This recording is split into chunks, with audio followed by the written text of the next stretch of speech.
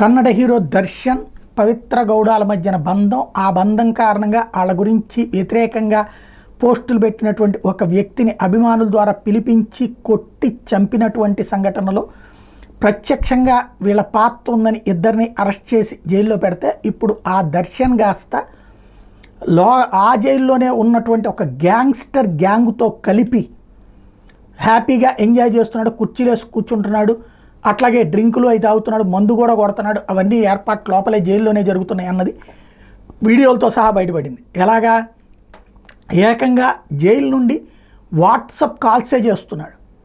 ఇది రికార్డు చేసి బయటపెట్టినటువంటి నేపథ్యంలో కర్ణాటక ప్రభుత్వం ఒక్కసారి ఉలిక్కి పడింది. దీని మీద జైళ్ల శాఖ ద్వారా దర్యాప్తుకు ఆదేశించింది. ఇదంతా బయట జనాల కోసం ఒక రకం, లోపల మరొక రకం జరుగుతుంది. డబ్బులు తీసుకుని ప్రభుత్వమే ఈ ఏర్పాట్లు చేపిస్తోందంటూ బీజేపీ విరుచుకుపడుతోంది.